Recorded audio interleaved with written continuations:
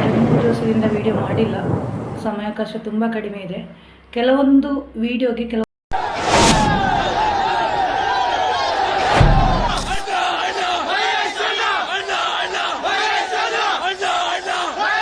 ಇವತ್ತು ಶ್ರೀಕೃಷ್ಣ ಪರಮಾತ್ಮ ಹೊರಗೆ ಬಂದಾಗಿದೆ.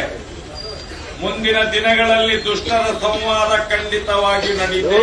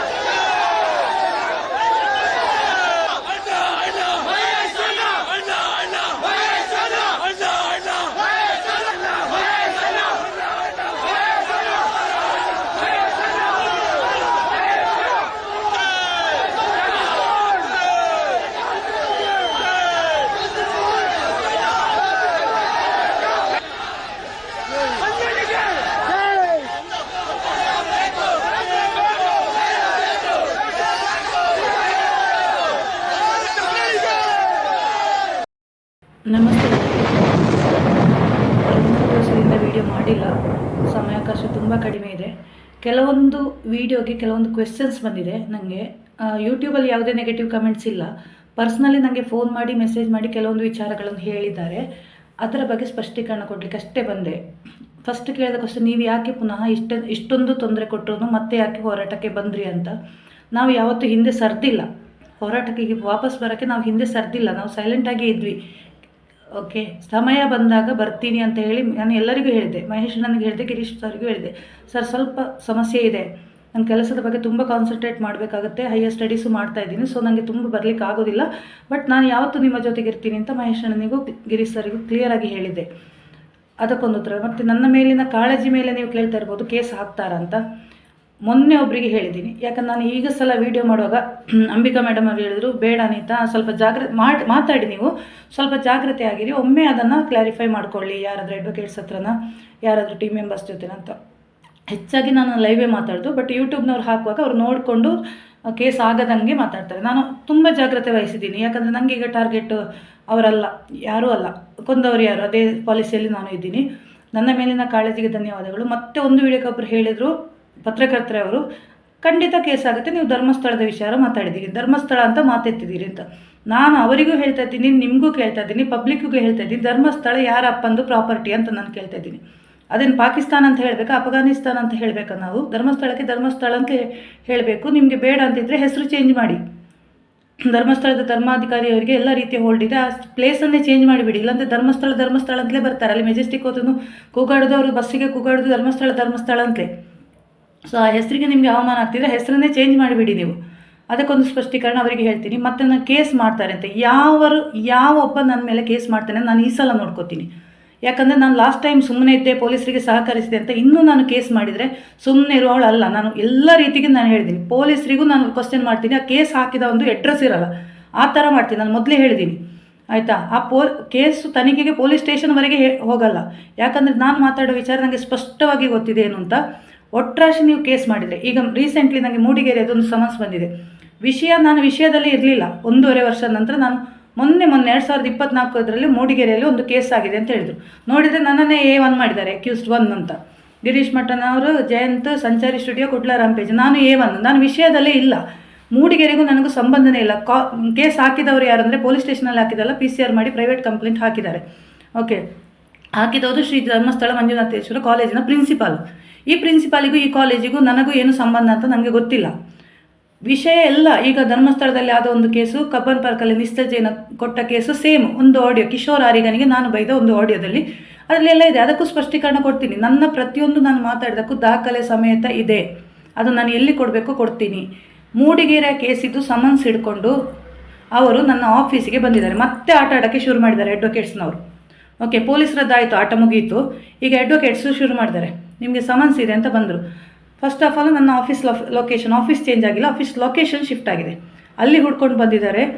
ನಾನು ಅವರಿಗೆ ಫೋನ್ ಮಾಡಿ ಮಾತಾಡಿದ್ದೀನಿ. ನೋಡಿ, ದಯವಿಟ್ಟು ನನ್ನ ವರ್ಕ್ ಅವರ್ಸಲ್ಲಿ ಡಿಸ್ಟರ್ಬೆನ್ಸ್ ಮಾಡಬೇಡಿ. ನಾನು ಪೊಲೀಸರಿಗೆ ಅದೇ ಹೇಳಿದ್ದು, ನಿಮ್ಮ ಸ್ಟೇಷನ್ಗೆ ನಾನೇ ಬರ್ತೀನಿ. ನನ್ನ ಆಫೀಸ್ ಅವರ್ಸಲ್ಲಿ ನನಗೆ ಡಿಸ್ಟರ್ಬ್ ಮಾಡಿದರೆ ನನ್ನ ವಿಚಾರ ಬೇರೆಯೇ ಇರುತ್ತೆ. ಮೆಂಟಲ್ ಹ್ಯಾರಾಸ್ಮೆಂಟ್ ಅಂತ ನಾನು ಕಂಪ್ಲೇಂಟ್ ಮಾಡ್ತೀನಿ ಅಂತ ಹೇಳಿದ್ದೀನಿ.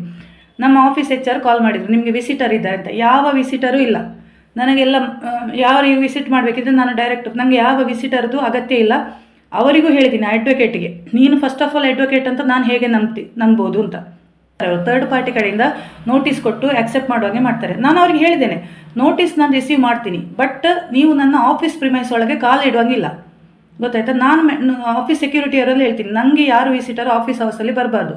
ಫ್ಯಾಮಿಲಿ ಮೆಂಬರ್ಸ್ ಬಂದ್ರೂ ಮನೆ ಇದೆ, ಆಫೀಸ್ ಹೌಸ್. ಅವರಿಗೂ ಹೇಳಿದ್ದೀನಿ, ಮನೆಗೆ ಬನ್ನಿ, ಆಫೀಸಿಗೆ ಯಾಕೆ ಬರ್ತೀರಾ, ನಿಮ್ಮದು ಉದ್ದೇಶ ಏನು ಅಂತ ಕ್ಲಿಯರ್ ಆಗಿ ಕೇಳಿದ್ದೀನಿ ನಾನು. ಮತ್ತೇನು ಮಾಡಿದ್ರು ಗೊತ್ತಿಲ್ಲ, ಮನೆಗೆ ಬಂದಿಲ್ಲ ಅವರು. ಆ ಸಮನ್ಸ್ ಇಟ್ಕೊಂಡು ಎಲ್ಲಿ ಹೋದ್ರು ಅಂತ ನನಗೆ ಗೊತ್ತಿಲ್ಲ, ಆಯಿತಾ. ಕೋರ್ಟ್ ಕೇಸ್ ಇದ್ದರೆ ಖಂಡಿತ ನಾನು ಅಟೆಂಡ್ ಆಗ್ತೀನಿ. ಎಲ್ಲ ಪೊಲೀಸರಿಗೆ ಗೊತ್ತು, ಎಲ್ಲ ಕೋರ್ಟ್ಗೆ ಕೂಡ ನಾನು ತಪ್ಪಿಸ್ಕೊಂಡೇ ಇಲ್ಲ. ಎಲ್ಲ ಕೇಸ್ ನಡೀತಾ ಇದೆ. ಮೂಡುಬಿದ್ರೆದಾಯಿತು, ಕಬ್ಬನ್ ಪಾರ್ಕಿದ ನೆಕ್ಸ್ಟ್ ವಕಾಲತ್ತು ಹಾಕ್ತಾ ಇದ್ದೀನಿ, ಹೈಗ್ರೌಂಡಲ್ಲಿ ನಡೀತಾ ಇದೆ ಆಲ್ರೆಡಿ ಕೇಸು. ಎಲ್ಲ ಕೇಸ್ಗಳು ನಡೀತಾ ಇದೆ. ನಾನು ಎದುರಿಸಲಿಕ್ಕೆ ಧೈರ್ಯ ಇದ್ದ ಕಾರಣ ಅಲ್ವಾ ನಾನು ಇಷ್ಟು ಮಾತಾಡೋದು. ಇನ್ನೂ ನನ್ನ ಮೇಲೆ ಕೇಸ್ ಆದರೆ ನಾನು ಎದುರಿಸಿ ಇರ್ತೀನಿ. ಆದರೆ ಕೇಸ್ ಹಾಕಿದ ಒಂದು ಮಾತ್ರ ಅಡ್ರೆಸ್ ಇಲ್ಲ, ಅದನ್ನು ಪಬ್ಲಿಕ್ ಆಗಿ ಹೇಳ್ತೀನಿ ನಾನು. ಯಾಕಂದರೆ ನಾನು ಮಾತಾಡುವಾಗ ಅಷ್ಟು ಜಾಗ್ರತೆಯಾಗಿ ಮಾತಾಡ್ತೀನಿ. ನಾನು ವಿಡಿಯೋ ಒಬ್ಬರಿಗೆ ಕಳಿಸಿನೇ, ಅಡ್ವೊಕೇಟಿಗೆ ಕಳಿಸಿನೇ, ಅವರೇ ಇಲ್ಲ ತೊಂದರೆ ಇಲ್ಲ ಮಾತಾಡಿ. ನಾವು ಮಾತಾಡಿದರೆ ಯಾರು ಮಾತಾಡಬೇಕು ಸ್ವಾಮಿ? ಯಾರು ಮುಂದೆ ಬರ್ತಿಲ್ಲ ಮಾತಾಡೋಕ್ಕೆ. ನಮಗೇನು ಪ್ರಚಾರಕ್ಕೋಸ್ಕರ ಮಾತಾಡೋದಲ್ಲ. ಅಲ್ಲಿ TV ಯಲ್ಲಿ ಸುಳ್ಳು ಸುಳ್ಳು ಸುಳ್ಳು ಸುಳ್ಳು ಸುದ್ದಿಗಳು ಹೋಗ್ತಾಯಿದೆ. ಹೇಗೆ ತಡ್ಕೊಳ್ಬೇಕಿದನ್ನು? ಯಾರಾದರೂ ಮಾತಾಡಬೇಕು ತಾನೆ. ಹೆಣ್ಮಕ್ಳಿಗೆ ತುಂಬ ರಿಸ್ಕ್ ಈ ವಿಷಯದಲ್ಲಿ ಮಾತಾಡೋದು. ಫ್ಯಾಮಿಲಿಯನ್ನು ಇಡ್ತಾ ಇರ್ತಾರೆ, ಅಕ್ಕ ತಂಗಿರನ್ನು ಹಿಡ್ಕೊಂಡು ಬರ್ತಾರೆ, ಗಂಡ ಮಕ್ಕಳನ್ನ ಹಿಡ್ಕೊಂಡು ಬರ್ತಾರೆ, ಎಡಿಟ್ ಮಾಡಿ ಹಾಕ್ತಾರೆ. ಮೊನ್ನೆ ನನ್ನ ಒಂದು ವಿಡಿಯೋವನ್ನು ಏನೋ ಎಡಿಟ್ ಮಾಡಿ ಹಾಕಿದ್ರು. ಅದು ಒಂದು ಅದೇನೋ ನನ್ನ ಯೂಟ್ಯೂಬನ್ನು ನೋಡ್ಕೊಂಡು 1000 ಸಬ್ಸ್ಕ್ರೈಬರ್ಸ್ ಆಗಿದ್ದಾರೆ. ಎಲ್ಲ ನೋಡಿದರೆ ಟ್ರೋಲ್ ಪೇಜ್ಗಳು. ಇರಲಿ, ಟ್ರೋಲ್ ಮಾಡಲಿ, ಯಾಕಂದರೆ ಅವರಿಗೊಂದು ಅನ್ನದ ದಾರಿ ಆಗಲಿ, ನನ್ನ ಮೂಲಕ ಮಾಡಲಿ, ನನಗೇನು ಬೇಜಾರಿಲ್ಲ. ನಾನು ಆ ಯೂಟ್ಯೂಬನ್ನು ಆದಷ್ಟು ನನಗೆ ಒಂದು ಜಸ್ಟ್, ಯಾಕಂದರೆ ನಾನು ಫೇಸ್ಬುಕ್ ಯೂಸ್ ಮಾಡ್ತಾ ಇಲ್ಲ, ಅದರಲ್ಲಿ ಬರೋ ಕಮೆಂಟಿಗೆ ರಿಪ್ಲೈ ಮಾಡಲಿಕ್ಕೆ ಎಲ್ಲ ಕಿರಿಕಿರಿ ಆಗುತ್ತೆ. ಇನ್ಸ್ಟಾಗ್ರಾಮಲ್ಲಿ ಆ್ಯಕ್ಟಿವ್ ಇಲ್ಲ. ಆ ಯೂಟ್ಯೂಬಲ್ಲಿ ಏನಾದರೂ ಒಂದು ಲೈವ್ ಮಾಡಿದರೆ ಅದನ್ನು ಯಾರಾದರೂ ಯೂಟ್ಯೂಬರ್ಸು ಹಾಕ್ತಾರೆ. ಅದಕ್ಕೊಂದಷ್ಟು ಸಬ್ಸ್ಕ್ರೈಬರ್ಸ್ ಎಲ್ಲ ನೋಡಿದರೆ ಟ್ರೋಲು. ಇವರಿಗೆ ಟ್ರೋಲ್ ಮಾಡೋಕ್ಕೆ ಮಾಡಲಿ, ಟ್ರೋಲ್ ಮಾಡಲಿ, ಅದಕ್ಕೇನು ಬೇಜಾರಿಲ್ಲ. ಆದರೆ ನಾನು ಪೊಲೀಸರಿಗೂ ಹೇಳ್ತಾ ಇದ್ದೀನಿ, ಅಡ್ವೊಕೇಟ್ಸಿಗೆ ಹೇಳಿ, ನನ್ನ ಆಫೀಸ್ ಹೌಸಲ್ಲಿ ಆಫೀಸಿಗೆ ಬಂದು ಕಿರಿಕಿರಿ ಮಾಡಿದರೆ ನಾನು ಅದಕ್ಕೆ ಬೇಕಾದ ಆ್ಯಕ್ಷನ್ ತಗೊಳ್ತೀನಿ. ನಾನು ಪೊಲೀಸ್ ಸ್ಟೇಷನ್ ಎಲ್ಲಿಗೆ ಹೋಗಲ್ಲ, ನಾನು ಪರ್ಸ್ನಲ್ ಬಂದು ನಿಮ್ಮನ್ನು ಭೇಟಿ ಆಗ್ತೀನಿ.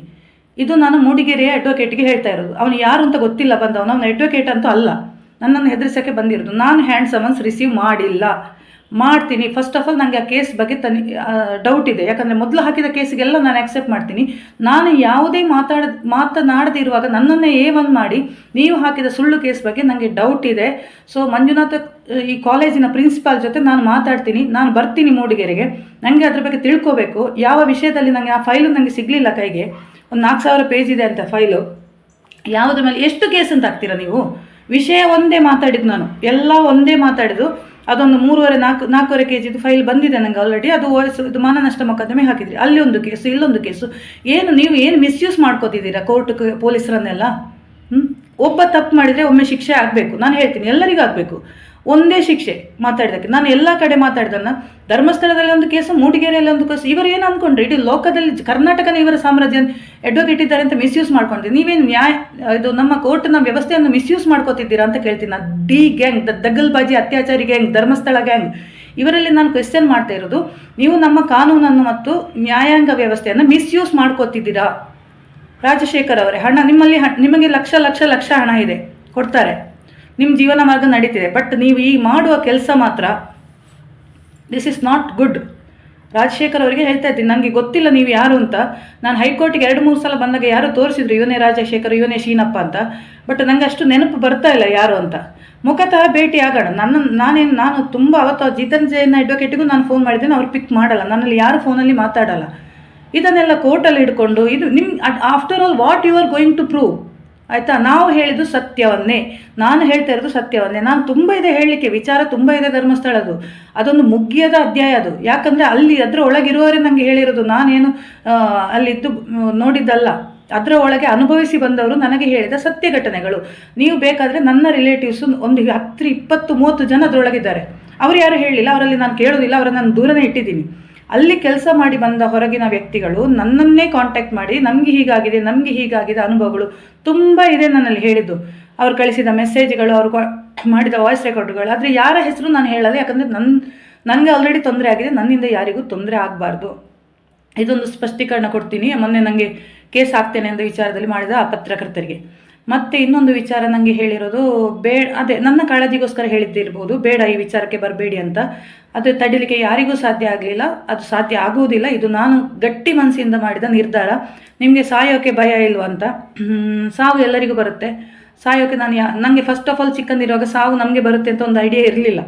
ನಮ್ಮ ಅಪ್ಪ ತೀರ್ಕೊಂಡಾಗಲೇ ನಾನು ಫಸ್ಟು ಸಾವನ್ನು ನೋಡಿದ್ದು. ಅದು ಅವರು ನನ್ನ ಜೊತೆ ಜೀವಂತ ಇದ್ದಾರೆ ಅಂತ ತಿಳ್ಕೊತೀನಿ. ಸಾವು ಯಾರಿಗೂ ಹೇಳಿ ಬರುವುದಿಲ್ಲ, ಸತ್ತವನಿಗೆ ಟೆನ್ಷನೂ ಇಲ್ಲ. ಸಾವು ಹೇಳಿ ಬರುವುದಿಲ್ಲ, ಆದ ಕಾರಣ ನನಗೆ ಸತ್ತ ಮೇಲೆ ಚಿಂತೆ ಇಲ್ಲ. ಅದು ಯಾರು ಮಾಡ್ತಾರೆ ಅವರ ಕೈಯಿಂದ ಸಾಯ್ತಿದ್ರೆ ಸಾಯಲಿ ಅಪ್ಪ, ಸೌಜನ್ಯ ವಿಚಾರಕ್ಕೆ ಸಾಯ್ತಿದ್ರೆ ಸಾಯಲಿ. ಇನ್ನು ನನ್ನನ್ನು ಹಿಡ್ಕೊಂಡು ಹೋಗ್ಲಿಕ್ಕೆ ಎತ್ಕೊಂಡು ಹೋಗ್ಲಿಕ್ಕೆ ಸಾಧ್ಯ ಇಲ್ಲ, ಅದಂತ ಅವ್ರಿಗೆ ಗೊತ್ತು. ನನ್ನ ಹತ್ರ ಬರಲ್ಲ ಅವರು. ಇನ್ನು ಮಾಡಿದರೆ ಒಂದು ಆಕ್ಸಿಡೆಂಟ್ ಮಾಡಿ ಸಾಯಿಸ್ತಾರೆ. ಅದು ನನಗೆ ಫಸ್ಟಿಗೆ ಗಿರೀಶ್ ಮಟ್ಟನ್ ಅವರೊಂದು ಸ್ಪೀಚ್ ಕೇಳಿ ಗೊತ್ತಾಗಿ ಫಸ್ಟಿಗೆ ಹೋಗಿ ಕರ್ನಾಟಕ ಬ್ಯಾಂಕಲ್ಲಿ ಒಂದು ಆಕ್ಸಿಡೆಂಟ್ ಇನ್ಶೂರೆನ್ಸ್ ಮಾಡಿಸ್ಕೊಂಡಿದ್ದೆ 10 ಲಕ್ಷದ್ದು. ಅದು ಹೇಳಿದ್ದೀನಿ, 5 ಲಕ್ಷ ನನ್ನ ಫ್ಯಾಮಿಲಿಗೆ, ನನ್ನನ್ನು ನೋಡಿಕೊಂಡು ನನ್ನ ಫ್ಯಾಮಿಲಿಗೆ, ಇನ್ನು 5 ಲಕ್ಷ ಸಮಾಜಕ್ಕೆ, ಹೋರಾಟಕ್ಕೆ, ಯಾವುದಕ್ಕಾದರೂ ಆಗುತ್ತೆ.